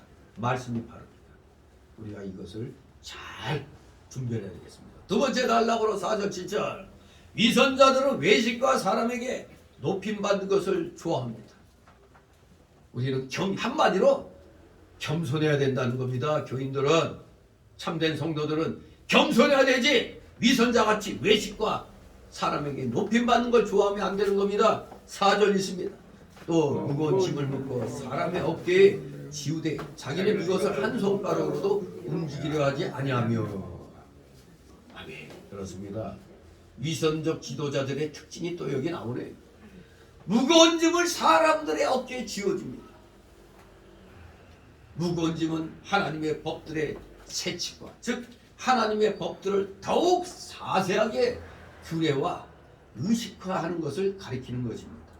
율법의 역할이 죄를 깨닫게 하고 정죄하여 죄인으로 하여금 어찌할까 하는 절망과 좌절을 주는데 여기에다가 율법의 세칙화는 그거 율법 자체만으로도 아이고 어찌할꼬 힘들어하는데 거기다가 세칙화 시키니까 얼마나 더 무거운 짐이 되겠어요. 종교가 참 진리를 떠나고 생명을 잃어버릴 때는 바로 이 규례와 의식만 무성해지는 것입니다. 왜? 생명이 약해진 걸 커버하려니까 거칠애가 많아지는 겁니다. 그러나 우리 예수 그리스도의 참 진리는 자유를 줍니다. 예수님께서는 요한복음 8장 31절 32절에 너희가 내 말에 거하면 참 내 제자가 되고 진리를 알지니 진리가 너희를 자유케 하리라 했습니다. 진리가 너희를 자유케 하리라. 바울 사도도 고린도후서 3장 17절에 주는 영이시니 주의 영이 계신 곳에는 자유함이 있느니라. 우리가 진정 믿음을 갖고 산다면 자유함 속에 믿음을 누려야 되는 겁니다. 또 갈라디아 5장 1절에 그리스도께서 우리로 자유케 하려고 자유를 주셨으니 그러므로 굳세게 서서 다시는 종의 멍에를 매지 말라고 갈라디아 5장 1절에서 말씀합니다. 다시는 종의 멍에를 매지 말라고 그랬는데 우리 한국 교인들은 어떻게 된 게 예수 믿는다고 교회 나와가지고 엉뚱하게 제 조상 제사는 다 차리려고 그러고 있어요. 종의 멍에를 매지 말라고 그랬는데 교회에서 그냥 차례 대신으로 예배지 만들어줘 갖고 이걸로 차례 대신하라. 차례 대신이라니, 제사 대신이라니 말이 안 되는 소리입니다. 그냥 우리 예수 믿는 사람들은 그냥 모이면 예배 드리고 기도하는 겁니다. 그게 기본인 거예요. 근데 무슨 차례 제사 대신에 뭐 이 예배지로 조상에게 예배 드려라. 참, 그러면 죽은 조상이 예배 대생자가 되는 건데 이게 맞습니까? 안 되는 겁니다. 참종교는 결코 무거운 짐이 아닙니다. 야고보 기자도 야고보 1장 25절에 복음을 자유하게 하는 온전한 율법이라고 표현하기도 했습니다. 마태복음 11장 29절 30절에 나는 마음이 온유하고 겸손하니 나의 멍에를 메고 내게 배우라. 그러면 너희 마음이 쉼을 얻으리니 이는 내 멍에는 쉽고 내 짐은 가벼움이니라 했습니다. 그런데 반대로 그 당시 종교 지도자들은 무거운 짐을 다른 사람에게 지어놓고 자기는 손가락 하나 움직이려고 안 합니다. 참 기가 막히죠. 이러한 사람들이 모세의 자리에 앉아서 지도자 자리에 앉아서 지도자 노릇을 하고 있어요. 자기들은 손가락 하나 까딱 안 하면서 입만 가지고 그냥 하는 겁니다. 교육자들이 잘못하면 이런 자리에 빠지기 쉽다는 겁니다. 오늘날 목회자들도 이런 자리에 빠지기 싫어요. 다 그냥 자기는 안 하고 뭐 어떻게 보면 교인들 말은 좋아요. 교인들 일할 수 있게 만드는 거라고. 물론 교인들이 알아서 하도록 하는 게 좋죠. 그런데 그 전에 또 목회자가 혼자 할 수 있는 건 혼자 해야죠. 혼자 모범을 보여야죠. 자기가 할 것도 그냥 다 교인들 보고 하라고 하면 그게 안 되는 겁니다.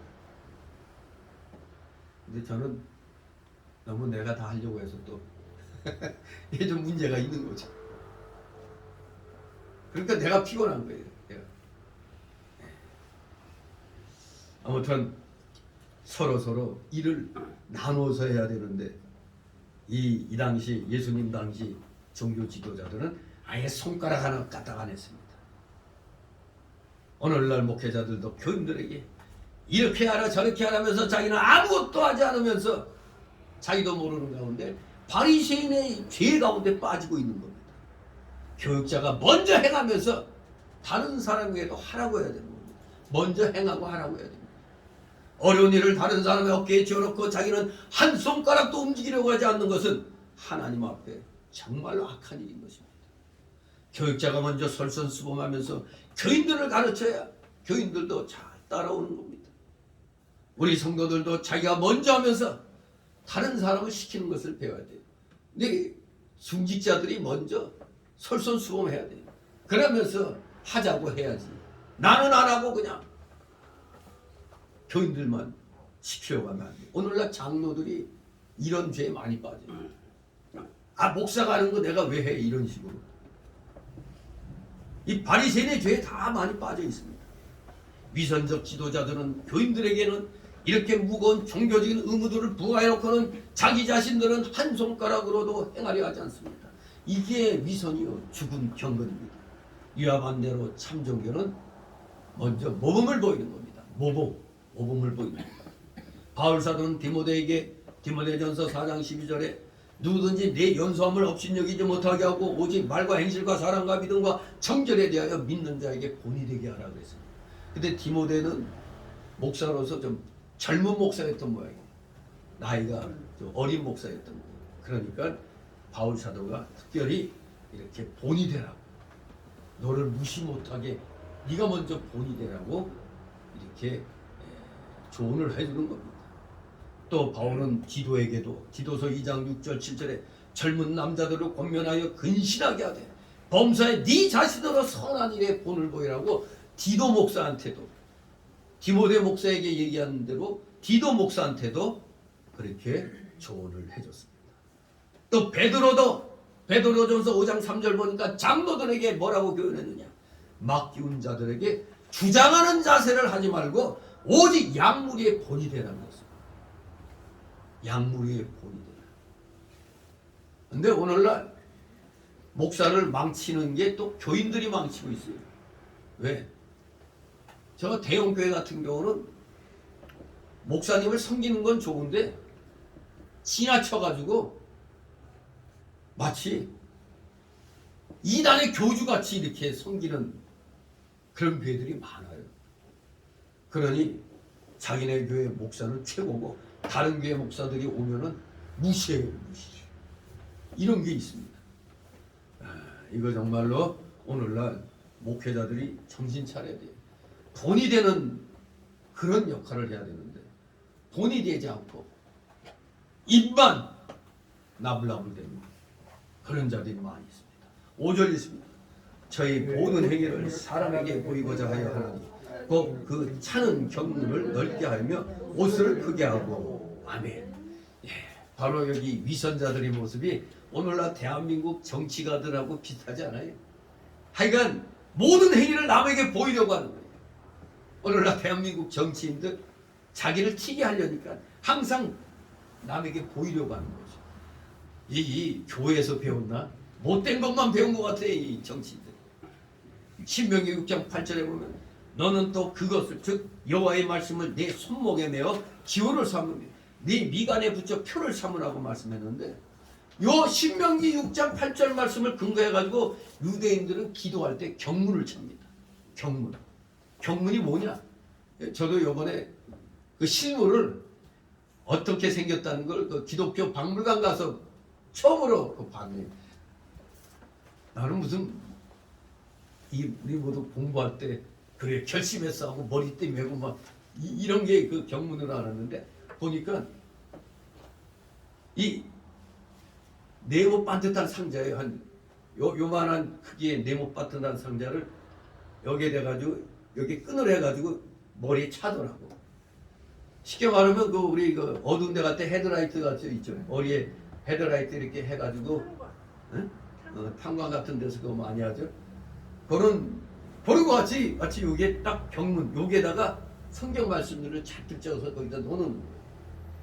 그걸 가지고 더 경건한 차는 사람들은 보통 요만한 크기인데 더 이만하게 만들어가지고 이 머리에 딱 붙여 딱 차는 거예요. 그걸 점점 더 크게 만듭니다.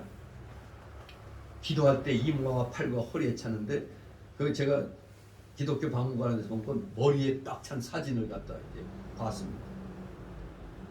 여기에다가 성결 구절들이 쓰인 가는 양피지 또 띠 역시 그것도 우리가 결심했어 하면서 뭐 하는 그런 머리띠 같은 거 그것도 아마 경문의 일종이라고도 볼 수가 있죠. 하여간 뭐 손목에 메고 차고 하는 거 경문.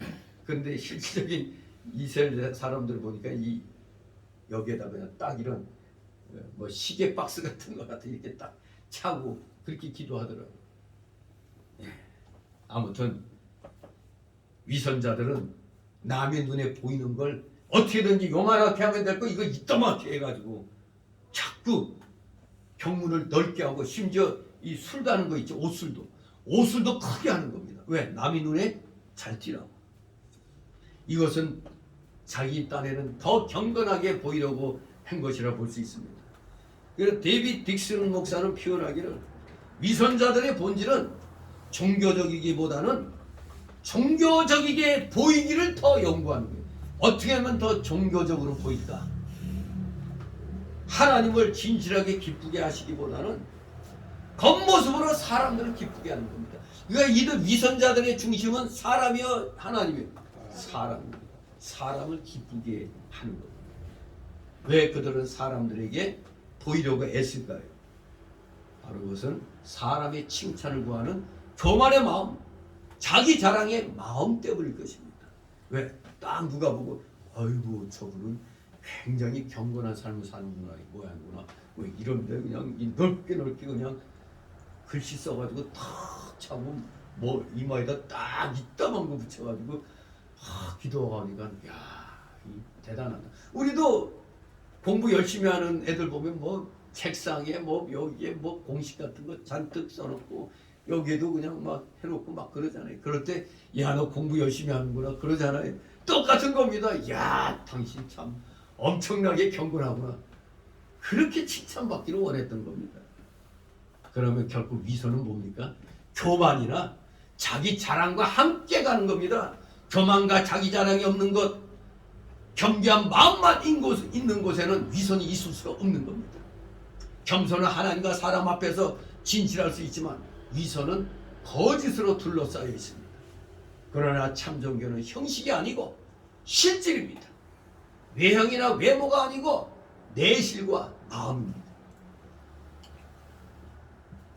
하나님께서는 신명기에서 신명기 6장 5절 너는 마음을 다하여 네 하나님 여호와를 사랑하라고 명령하셨고 잠언 4장 23절에 무릇 지킬 만한 것보다 더욱 네 마음을 지키라고 했습니다. 사도 바울은 디모데후서 3장 5절 디모데 목사에게 경건의 모양은 있으나 경건의 능력은 부인하는 자들에게서 돌아서라 떠나라 이겁니다. 불경건한 자들에게서 그렇게 명령했습니다. 우리는 사람 앞에 보려고 무엇을 하지 말고 오직 하나님 앞에서 진실한 마음으로 행해야 하는 것입니다. 이것이 외식자의 길과 다른 참 종교의 길입니다. 그래서 저는 이 어제 우리 백석 측에서 주도한 기도회 이것이 과연 하나님 앞에 어떻게 그냥 합당하게 보일까 그걸로 좀 생각을 해봤어요. 거기에 참여하는 분들이야 불쌍하다고 생각하고 유족들을 위로한다고 또 기도에 참석했을 텐데 그런데 그 귀신 축제에서 죽은 사람들은 정말로 이렇게 하나님 뜻에 어긋난 길을 가다가 죽은 건데 그걸 우리가 위로를 해야 된다. 유족들은 위로할 수 있죠. 왜? 그러나 귀신 축제에 참여한 사람들은 이미 우리 권한을 떠난 거잖아요. 어떻게 할 수가 없잖아요. 어쩌면 우리 기독교계가 또 불교계가 저렇게 하니까 우리도 가만히 있을 수 없지 않느냐 하는 어떤 보이기식이에요. 그런 행사 속으로 그렇게 생각하는 목사들이 많지 않겠나 하는 그런 생각을 해봅니다. 저만 그렇게 생각하는 건지 그건 모르겠습니다만 아무튼 좀 어제 그 기도에 대통령까지 와서 다 울먹였다고 그러는데 폄하하고 싶은 생각은 없습니다만 좀 고민이 됩니다. 이거 과연 어떻게 생각해야 되나. 아무튼 중요한 거는 사람 앞에 보이려고 하는 게 아니라 오직 하나님 앞에 진실함으로 행해야 된다는 겁니다. 이것이 진정한 참 종교의 길입니다. 외식자의 길과 다른 참 종교의 길. 이 사실을 깨닫지 못하는 바리새인들은 성경을 옷자락에 써서 입고 다니며 철렁거리는 옷술도 크게 했습니다.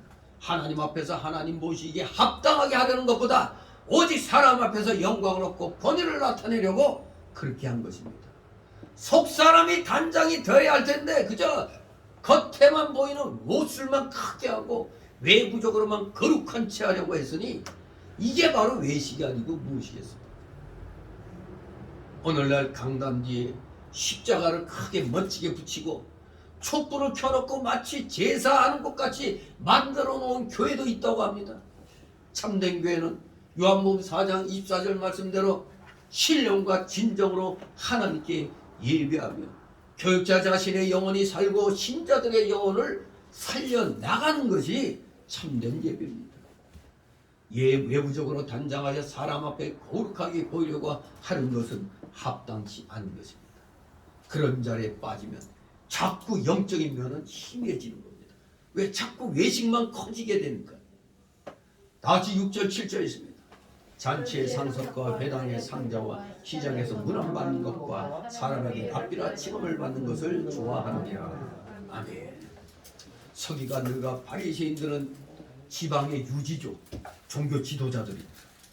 교회의 존귀한 뒤에 있어서도 많은 사람에게 선생의 칭호를 받으며 명예와 영광을 받는 그런 위치니까 대단히 그런 위치를 좋아했습니다. 그야말로 예수님이 걸어가신 길과는 반대의 길 아닙니까? 예수님은 종의 자리에서 제자들의 발을 씻어주시고 능력과 멸시를 다 받으시고 십자가에서 못 박혀 죽으시지 않았습니까? 그런데 오늘날 목회자들은 왜 자꾸 대접받으려고 하는 자리에서 자꾸 그걸 드러내려고 하는지. 전번에 임원에 있을 때, 동네 임원에 있을 때 다른 사람보다 제가 조금 늦었어요. 5분인가 늦었는데 이미 다 앉아있죠. 그래서 맨 늦게 들어가니까 맨 이 문 앞에 자리 있죠. 여기 이제 앉으니까 아이 도리어 여기 앉으니까 도리어 여기서 올라오라고 얘기를 합니다. 올라오라고. 그러니까 뭐 일부러 내가 내가도 그래도 명식이 진경로 회장인데 하고 내가 먼저 그냥 그 앞에 있는 자리 가서 앉으려고 했으면은 뭐라고 할 사람은 없겠지만 도리어 말석에 맨 끝에 앉으니까 아이 진경로 회장 이쪽 오세요. 그러니까 알아서 그쪽으로 자리를 비워주는 거예요.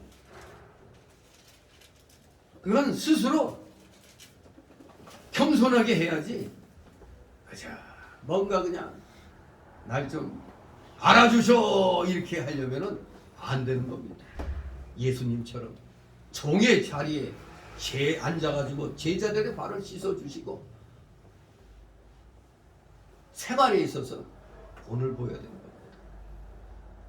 여기 랍비라고 칭함 받는 걸 좋아한다고 그랬는데 랍비가 바로 선생입니다. 선생님 그런 뜻이죠. 시장에선 또 아이고 선생님 목사님 나오셨습니까 하고 문 안 받고 랍비나 칭함 받기를 좋아한다는 것은 자기를 높이고 명예와 영광과 대접을 받으려는 데서 나온 것입니다.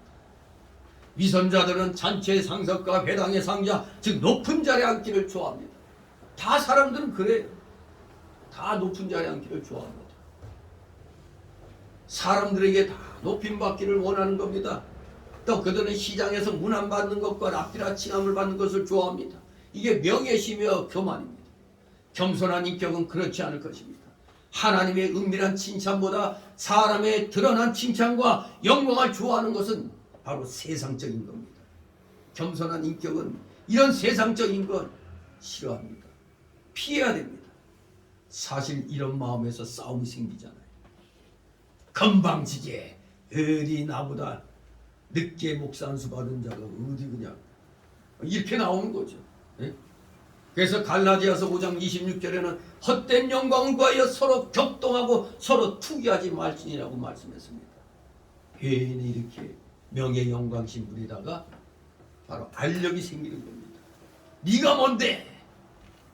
그 이름을 갖다 앞에 안 쓰고 뒤에 썼다고 했어요. 아니 후배 목사가 왜 어떻게 내 이름보다 앞에가 있어? 사실 아무것도 아닌 것 같은데도 저도 어떤 데 딱 보면 나보다 이거 한참 그 밑에 목사인데 어떤 데 내 이름 앞에 있는 거 보면 이 사람들이 내가 아무 말 안 하니까 무시하나?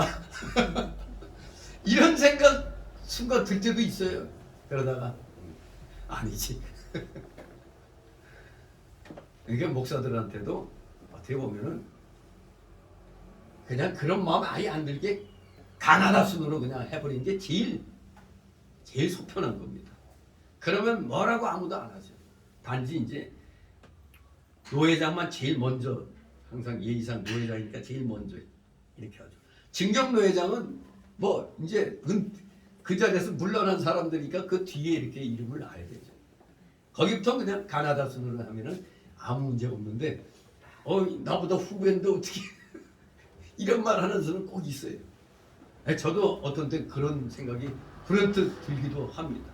알게 모르게 좀 높임을 받으려는 어떤 그런 명예 영광심이 있는 겁니다. 성경은 그래서 사람을 자랑치 말라고 교훈하였습니다. 고린도전서 3장 21절에 그런즉 누구든지 사람을 자랑하지 말라 만물이 다 너희 것입니다. 바울이라도 자랑해서는 안 됩니다. 대사도 바울 자랑할 만하죠. 누군데? 대사도 중에 사도인데. 그러나 사람이잖아요. 바울 사도도 사람이잖아요. 사람은 어디까지나 사람에 불과합니다. 사람에게는 의와 능력이 심히 부족합니다. 우리의 완전한 의는 예수 그리스도밖에 없으며 능력은 오직 하나님께만 있다고 로마서 10장 1절 4절에 로마서 3장 23절 24절에 말씀하고 있습니다. 갈라디아서 6장 14절에는 그러나 내게는 우리 주 예수 그리스도의 십자가 외에 결코 자랑할 것이 없으니 그리스도로 말미암아 세상이 나를 대하여 십자가에 못 박히고 내가 또한 세상을 대하여 그러하니라. 우리 모두 십자가를 지죠. 빌립보서 3장 7절 9절 시편 62장 11절에 그렇습니다. 하나님이 한두 번 하신 말씀을 내가 들었나니 권능은 하나님께 속하였다. 권능은 하나님이 주셔야 되는 겁니다. 그런데 하나님이 주신 걸 내가 능력 있는 것처럼 착각하는 자들이 많이 있습니다. 이런 자들이 오늘날 교계에 많이 있으니까 교계가 이렇게 어지러운 것입니다. 우리 모두 예수님이 오늘 주신 이 말씀처럼 절대 잘못된 자들의 행위는 본받아서는 안 됩니다. 아무리 세상적으로 명예 영광이 뛰어난 칭호를 받는 사람일지라도 말에 있어서 하나님 말씀에 어긋난 것이 보이면은 거기서 떠나야 되는 겁니다. 비록 입은 삐뚤어지고 행동은 좀 삐딱해도 하나님 말씀이 바로 되어 있다면은 행위는 본받지 않아야 되지만 말씀은 받아 순종해야 되는 겁니다. 슈바이처 박사같이 아무리 존경받는 사람이라도 말씀에 어긋났기 때문에 우리는 그냥 인간으로서 훌륭한 일을 했다는 걸로 해야지 무슨 존경심 갖고 이런 마음은 가질 필요가 없습니다. 왜? 하나님 말씀에 어긋난 사상을 주장하기 때문에 우리는 어디까지나 성경이 기준입니다. 오직 성경 말씀대로 우리의 모든 것을 성경 말씀을 향하여 나아가도록 해야 되겠습니다. 그래야 진정 하나님께서 칭찬해 주시는 겸손한 자로서의 우리의 삶을 살아갈 수 있게 됩니다. 우리 모두 하나님 앞에서 겸비함을 갖춰 어디 가서도 예수 믿는 사람으로서 겸손한 자구나 이런 칭찬을 받는 여러분 되시기를 주님의 이름으로 축원합니다. 기도합니다. 거룩하신 하나님 아버지 은혜를 감사드립니다. 살아가시는 자녀들 이 세상 살면서 많은 어려움들이 있을 줄 압니다. 어떤 때는 좀 두각을 나타내고 싶을 때가 있지만 우리 예수 믿는 사람들은 항상 오른손이 하느니 왼손이 모르게 하라고 하신 말씀대로 우리 자신을 드러내지 않고 선한 일을 해야 된다는 걸 항시 잊지 않게 하여 주옵소서. 그러기 위해서 늘 겸손함으로 오직 나는 예수 그리스도밖에 자랑할 것이 없다는 그 자세로 이 세상을 살아감으로 진정 세상에서의 본을 보이는 모범적인 그런 믿음의 삶을 사는 사랑하시는 자녀들 다 되게 하여 주시옵소서. 감사드리며 예수 그리스도의 이름으로 기도드리옵나이다. 아멘. 같이 찬송가 497절 497장 찬송가입니다.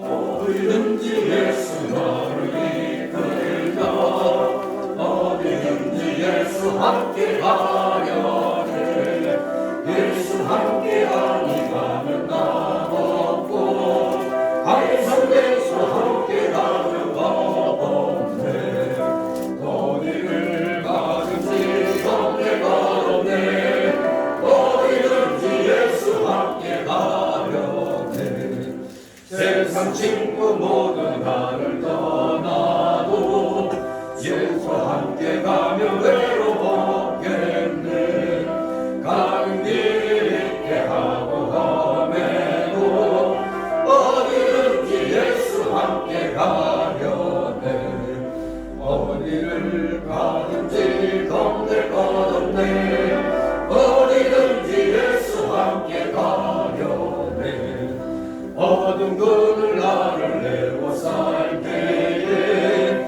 주가 함께 계심 믿고 자려네 죽은 후에 천국에서 깨어나 예수 함께 길이 살리라 어디를 가든지 겁낼 것 없네 어디든지 예수 함께 가려네.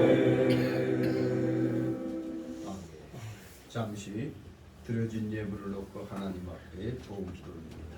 사랑과 은혜가 풍성하신 거룩하신 하나님 아버지 오늘도 사랑하시는 자녀들 세상의 어려움 속에 있으면서도 나름대로 최선을 다하여 하나님께서 허락하여 주신 자신의 생활 영역에서 열심을 다하여 맺은 귀한 열매들을 오늘도 어김없이 빈손으로 나오지 아니하고 하나님 앞에 드렸습니다.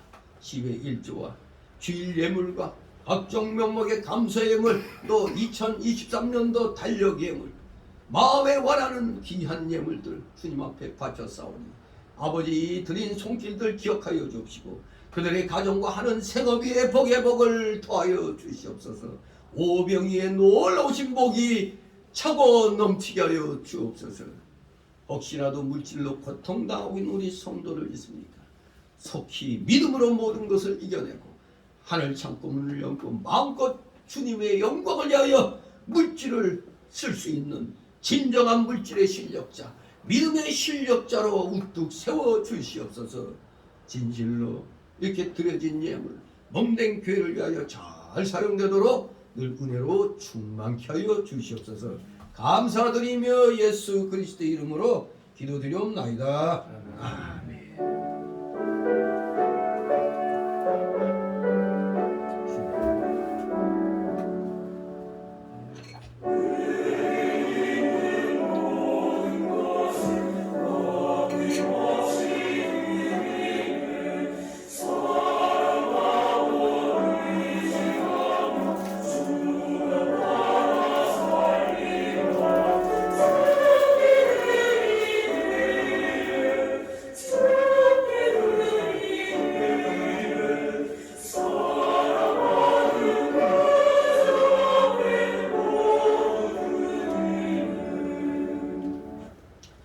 이 시간은 새신자 소개 시간인데 등록된 카드 없습니다. 우리 서로 옆 사람 보고 인사를 나누시기 바랍니다. 네, 반갑습니다. 네. 지난주에 몸이 아파서 못 나온 분들 있으면은 인사를 나누시고 또 새로운 얼굴 보면은 또 반갑게 인사를 나누시기 바랍니다. 광고 말씀. 이제 벌써 11월 첫째 주 달력이 이제 2장 남았네요. 엄청 빠르게 흘렀습니다. 우리 올 한 해 믿음의 그 결산들을 잘 하시기 바랍니다. 자, 그대로 우리 내용들을 읽어보시고 2023조 달력이 벌써 며칠 전에 주문했는데 벌써 왔어요. 네. 내가 각 가정별로 달력 헌금 10,000원씩 헌금해달라고 그랬는데 아직 못하신 분들은 잊지 마시고 하나님 앞에 드리시기 바랍니다. 자, 그리고 다음 주일에 추수감사주일을 일주일 앞두고 항상 성례식을 거행한다고 그랬죠. 이번에 우리 전유매 성도님 대상자 세례 예식 대상자입니다. 13일 날 주일 세례 예식이 있습니다. 그리고 11월 20일 날 이 추수감사주일이 미국에서는 할로윈데이에 그냥 막 묻힌대요. 여기 성탄절이 참 성탄절이. 아무튼 우리 메리 크리스마스가 아니고 이제는 메리 엑스마스라고. 아무것도 아니란 얘기예요. 이게 크리스마스의 그 약자지만 그게 바로 도리어 어떤 면에서 엑스다 아무것도 아니다. 그래서 우리 크리스마스라고 정식으로 써야지 엑스란 말 쓰면 안 됩니다. 잘못하면 아무것도 아니라는 그걸로 오해할 수가 있어요. 미국의 트럼프 대통령이 메리 크리스마스를 회복시키다고 해서 대통령 됐는데 이제 바이든이 대통령 되고 나서 메리 크리스마스가 또 없어지고 있대잖아요. 메리 할로윈 메리 할로윈데이 뭐 이렇게 된다는 거예요. 아무튼 전 세계가 마귀의 기운이 엄청 세지고 있으니 더욱더 우리는 믿음으로 모든 걸 이겨나야 되겠습니다. 11월 20일 추수감사주일날 전도의 열매들 하나님 앞에 드리시기 바랍니다. 우리 다 같이 일어나셔서 62장 부르신 뒤에 축복 기도로 마칩니다. 62장.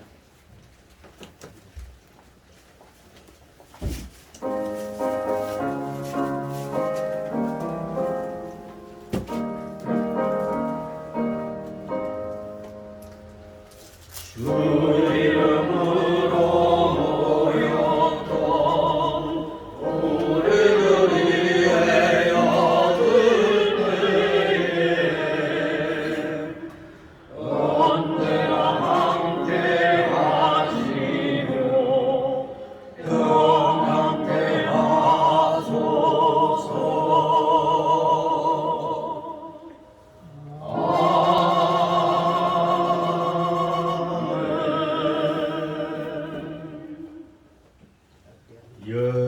영원 지옥 사망 형벌로부터 영생 복락의 묵음 천국으로 우리를 구원하여 주신 우리 구주 예수 그리스도의 크신 은혜와 하나님 아버지의 극진하신 사랑하심과 성령님의 감동 감화 교통 충만 내주 역사하심이 여긴 머리 숙인 모든 머리들 위에와 각 가정 위에 하는 생업 위에 하는 학업 위에 이 나라 이 민족 위에 모든 올바른 교회들 위에 이제부터 영원토록 함께 있을지어다.